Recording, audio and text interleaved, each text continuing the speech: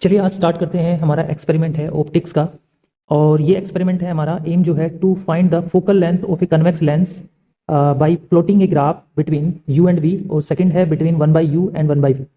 यानी आज हमने क्या करना है कि फोकल लेंथ निकालनी है कन्वेक्स लेंस की, और जब कन्वेक्स लेंस की फोकल लेंथ निकालेंगे तो साथ में हमने एक काम ये करना है कि यू और वी के बीच में ग्राफ बनाना है, दूसरा 1/u एंड 1/v के बीच में ग्राफ बनाना है। तो ये आज आपका हमारा एम जो हम यहाँ पे आज करेंगे। ओके, आप यहाँ पे देखिए एम हमने यहाँ पे लिख दिया। अब यहाँ पे आप एक मिनट यहाँ पे रे डायग्राम देखिए। आप रे डायग्राम को समझने की कोशिश करिए। रे डायग्राम में आपको पता है ये कन्वेक्स लेंस है आपका। कन्वेक्स लेंस ऐसा होता है। कन्वेक्स लेंस के यहाँ पे हमने देखिए यहाँ पे हमने एक ऑब्जेक्ट रखा है। ध्यान से देखिए, आपके पास ये जो बी है ये एक ऑब्जेक्ट है, ये इस लेंस का ऑप्टिकल सेंटर है, ये इसका फोकस पॉइंट है, राइट। और ये इसका 2f है। 2f ये एक सेंटर ऑफ कर्वेचर है, यानी O से f, f से 2f, ये दोनों सेम है, यानी 2f और f O दोनों बराबर है। तो हमने अपने ऑब्जेक्ट को है 2f और f के बीच में सेट किया।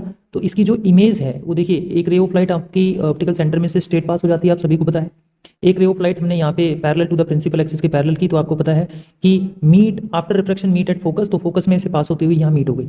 इसका मतलब ये दो रे ऑफ लाइट यहाँ पे मीट हो गई, तो इमेज बन गई आपकी यहाँ पे, ठीक है। इमेज बन गई आपके यहाँ पे। तो इसका मतलब ये हुआ कि ऑब्जेक्ट जो है इस इमेज के यहाँ पे प्रोजेक्टाइल हो गया, यानी प्रोजेक्टेड हो गया, ठीक है। तो हम जब अपने एक्सपेरिमेंट को करेंगे तो इस एक्सपेरिमेंट में हम यही ध्यान रखेंगे कि हमारे ऑब्जेक्ट को जो है हमारे ऑब्जेक्ट को देखने की कोशिश करेंगे, और जो हमारी इमेज नीडल है उसके यहाँ पे प्रोजेक्ट करने की कोशिश करेंगे। जब आप इसको करेंगे तब आपको ये डायग्राम भी समझ में आएगा।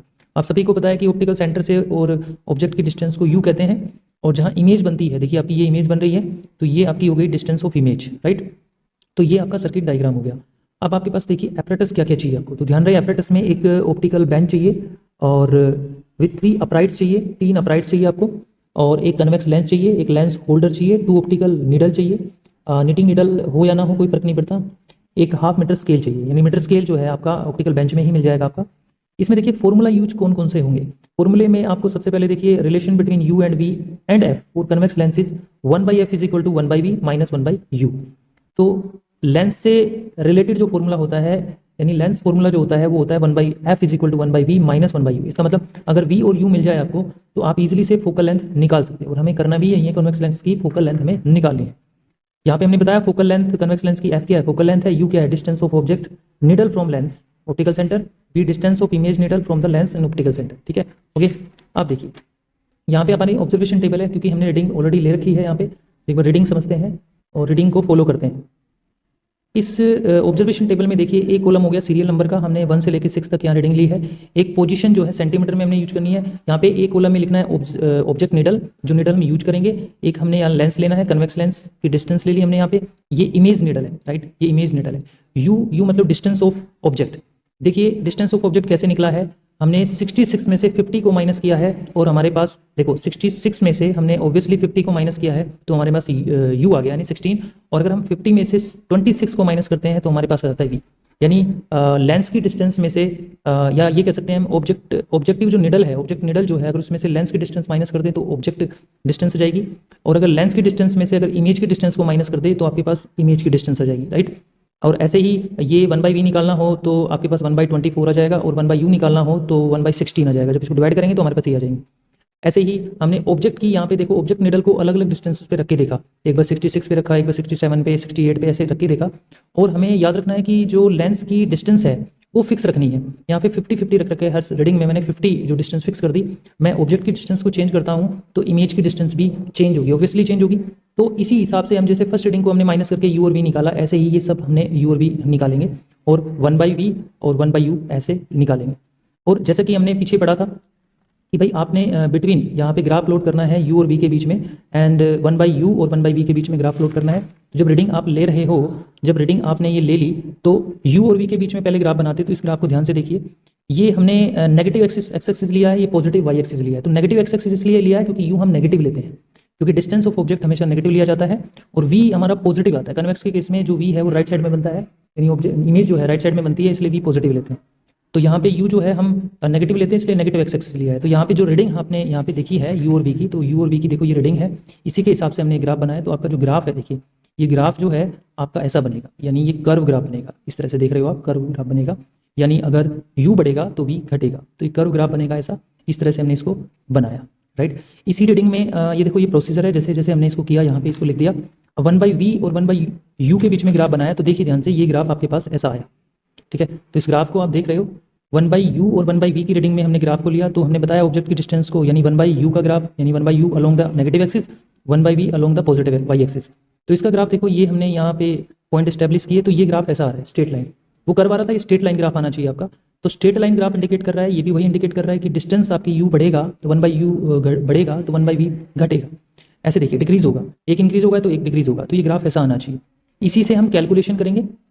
अब इससे कैलकुलेशन कैसे की जाती है, तो ऑब्जर्वेशन में देखिए पहले, rough focal length of lens, किसी लेंस की रफ फोकल लेंथ हम निकालेंगे तो 10 सेंटीमीटर है। हालांकि आपके पास लेंस के जो कवर पे, जिसमें लेंस रखा होता है उसके कवर पे लिखा होता है कि इसकी फोकल लेंथ नहीं है, तो 10 सेंटीमीटर फोकल लेंथ मान लीजिए इसकी है। तो actual length of the knitting needle, जो हमारी नीटिंग नीडल होगी, यानी जो हम नीडल लेंगे उसकी एक्चुअल लेंथ जो हमने वो ले ली 15 सेंटीमीटर लेंथ। ओके, कितनी लेंथ है वो हमने ये ले रखी है।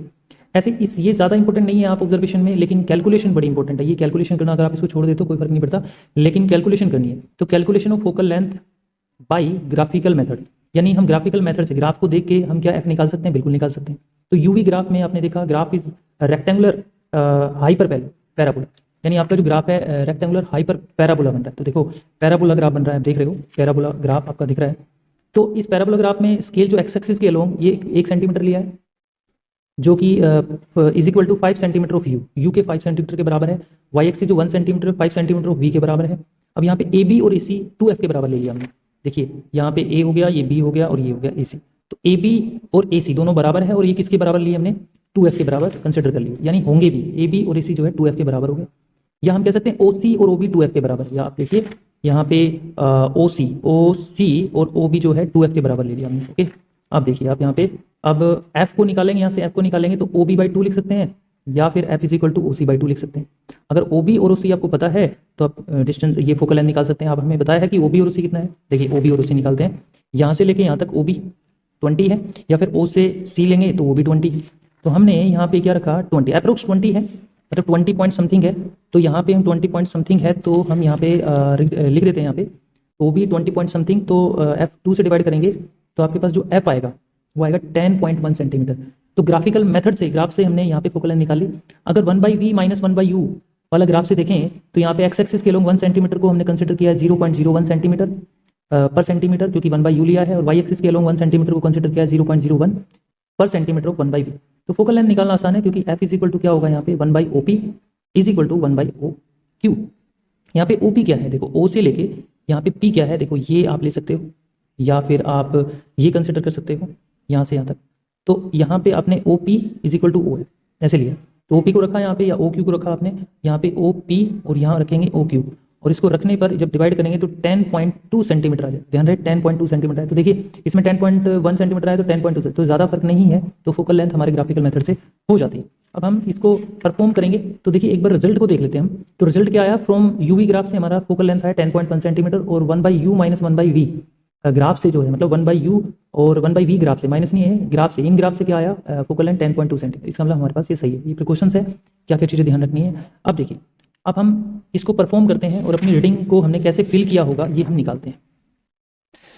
तो सबसे पहले देखिए, आपके पास ये जो आपको दिख रही है, ये एक ऑप्टिकल बेंच है, this is your optical bench. तो देखिए ये आपके पास जो है ये ऑप्टिकल बेंच है, इसमें 2 पैरेलल आयरन रोड लगी हुई है, ये ऑप्टिकल बेंच है।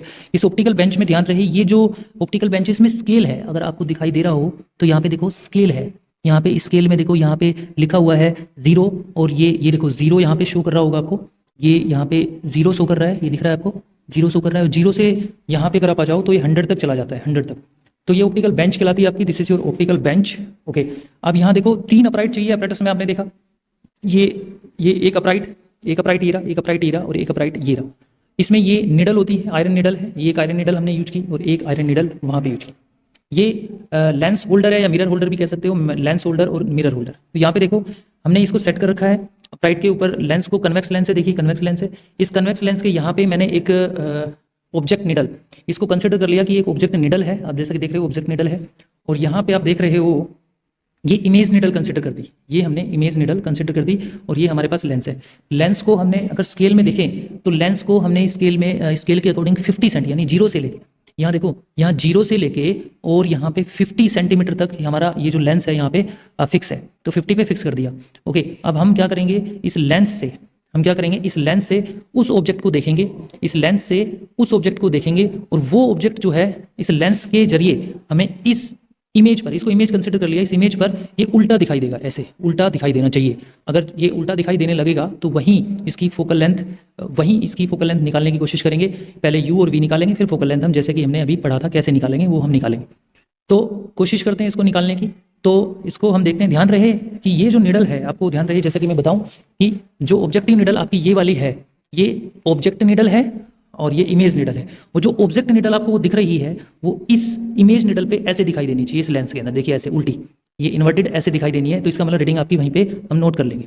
ओके, तो इसको देखने की कोशिश करते हैं। तो इसको ध्यान से देखिए, कैमरे के अंदर आप उसको ध्यान देखिए, इस कैमरे के अंदर आप देख पा रहे हो कि किस तरह से आप देख पा रहे हो कि ऑब्जेक्ट निडल जो है, वो जो पीछे वाली निडल है ऑब्जेक्ट निडल, और आपके पास ये जो इमेज निडल है ये इसके ऊपर अपराइट दिखाई दे रही है, बिल्कुल इन्वर्टेड दिखाई दे रही है। और सबसे बड़ी बात, अगर आप इधर उधर करोगे ना तो ऑब्जेक्ट निडल और इमेज निडल एक दूसरे के ऊपर ही रहेगी, चाहे किधर भी इसको ले जाओ। अगर ऐसा हुआ कि आप इसको इधर उधर मूव करा रहे हो तो ध्यान रखें, ऑब्जेक्ट निडल इधर जा रही है या आपके पास इमेज निडल उधर जा रही है, यानी मूवमेंट कर रही है, यानी एक दूसरे पे जिस तरह से ऐसे मूवमेंट नहीं हो पा रही, कौन साइड नहीं हो पा रही होगी, तो समझ लेना वो पैरेलैक्स एरर होता है। यहाँ पे पैरेलैक्स एरर कोई नहीं है, क्योंकि जैसे ऑब्जेक्ट निडल इधर होती है वैसे ही इमेज निडल भी इधर होती है। तो इसका मतलब यहाँ पे हम अपनी रीडिंग नोट डाउन करेंगे। तो देखिए रीडिंग को कैसे नोट डाउन करते हैं, जैसा कि मैंने बताया ये 0 है, यहाँ पे 0 से लेके यहाँ पे आपको 50 सेंटीमीटर है, तो इसका मतलब ये यहाँ से लेके यहाँ तक 50 सेंटीमीटर हो गया। देखिए आपको स्केल दिखाई नहीं दे रहा होगा, लेकिन मैं बता रहा हूँ, ऐसे फॉलो करिए आप इसको। अब देखो ये यहाँ से लेके यहाँ तक, यहाँ 0 है और यहाँ है 10, ठीक है, 0 है 10। आप सभी को पता है कि लेंस से लेके, लेंस के ऑप्टिकल सेंटर ये है, ये कट लगा हुआ है, देखिए यहाँ पे कट, यहाँ कट, एक ऑप्टिकल सेंटर कंसीडर करना है इस लेंस का। तो ऑप्टिकल सेंटर O से लेके जो इमेज डिस्टेंस है, देखो ये इमेज है, ये इमेज का काम कर रही है निडल, ये इमेज है, तो यहाँ से लेके यहाँ तक की डिस्टेंस को आप V कंसीडर करोगे। कैसे निकलेगा, आपको पता है यहाँ 0 से लेके ये 50 है और यहाँ से लेके ये 10 है, तो 50 में से 10 माइनस करोगे, पूरे में से 50 में से 10 माइनस करोगे तो ये कितना बच जाएगा आपके पास, देखिए 40। तो ये 10 यहाँ से यहाँ तक है और यहाँ से ही यहाँ तक क्या है 50 है, तो लेंस और इमेज के बीच में कितनी डिस्टेंस आ गई, लेंस और इमेज के बीच में आ गई 40 सेंटीमीटर। तो 40 सेंटीमीटर हम अपने रीडिंग में फिल कर सकते हैं। तो देखिए हमने यहाँ पे फिल करिया, तो यहाँ पे सबसे पहले ऑब्जेक्टिव निडल कहाँ पे है, सॉरी हमने इमेज निडल निकाली है पहले। तो अब हमारे पास तो इमेज निडल 10 आ रही थी ना, यहाँ पे देखिए रीडिंग अलग अलग हो सकती है, क्योंकि मैंने पहले ली थी, पहले अलग सेट किया था। तो अभी इमेज निडल आप मान लीजिए हमने यहाँ पे अभी देखी तो 10 सेंटीमीटर आ रही, लेंस को हमने 50 पे फिक्स कर रखा है। अब ऑब्जेक्ट निडल देखेंगे कितनी दूर है, तो देखिए 0 से लेके हमारा ऑब्जेक्ट निडल ये है, तो यहाँ अगर हम देखें तो ये 80 पे आ रही है, 0 से लेके वहाँ 0 से लेके यहाँ तक ये 80 पे आ रही है। तो हम अपनी रीडिंग में जाएंगे और अपनी रीडिंग में इसको फिल करेंगे, तो जो ऑब्जेक्ट निडल है वो किस पे आ जाएगी, 80 पे आ जाएगी, 80 पे। तो 80 हो गया, ये आपका 10 हो गया। तो यू कैसे निकलेगा, हमने बताया कि 80 में से 50 माइनस करेंगे तो ये आ जाएगा 30, और 50 में से जो आपके पास ये कितना आया था आपका 40 आया था इमेज निडल, तो यहाँ आ जाएगा आपके पास 10। इसी तरह से सारी रीडिंग हम लेंगे। अब देखिए सेकंड रीडिंग हम लेंगे, यानी ऑब्जेक्ट की पोजीशन चेंज करेंगे। यानी अभी आप देख रहे हो ये कौन साइड कर रहा है, ये कौन साइड आपके सामने दिख रहा है, लेंस में देख रहे हैं तो ये कौन साइड कर रहा है। अब हम क्या करेंगे, जो ऑब्जेक्ट की ये 80 सेंटीमीटर की थी, ऑब्जेक्ट को थोड़ा सा हम आगे बढ़ा लेते हैं, यानी इस ऑब्जेक्ट को हमने 70 पे सेट कर लिया, या ये कह सकते हैं 75 पे सेट कर लिया। अब क्या करेंगे, यहाँ से ये ऑब्जेक्ट, वो ऑब्जेक्ट निडल है और ये हमारे पास इमेज निडल है, इमेज निडल को हम सेट करेंगे। देखिए क्या इसमें चेंजमेंट आया, बिल्कुल। तो देखिए यहाँ पे थोड़ा सा चेंजमेंट आया है, तो हम क्या करेंगे, अपने ऑब्जेक्ट को थोड़ा सा आगे भी ले सकते हैं, पीछे भी ले सकते हैं। तो देखो अब आप इधर उधर कर रहे हो तो ऑब्जेक्ट निडल और इमेज निडल एक दूसरे के पैरेलैक्स एरर में आ गई है, तो इसको ठीक करने की कोशिश करेंगे, क्योंकि देखो ये इधर उधर जा रही है, तो हम इसको पीछे करते हैं। तो पीछे करते हैं, तो इसको जैसे ही पीछे करते हैं तो अब देखो क्या हो रहा है, अब देखो ये इधर उधर नहीं जा रही, तो इसका मतलब अब ये रीडिंग लेंगे, सेकंड वाली रीडिंग लेंगे। अब फिर दोबारा से ऑब्जेक्ट निडल और इमेज निडल की रीडिंग सेट करेंगे, यू और वी निकालेंगे और अपनी कैलकुलेशन की तरफ बढ़ेंगे। तो इस तरह से ये हमारे पास जो कन्वेक्स लेंस है इसकी फोकल लेंथ हम निकाल सकते हैं इजीली से। Thank you very much.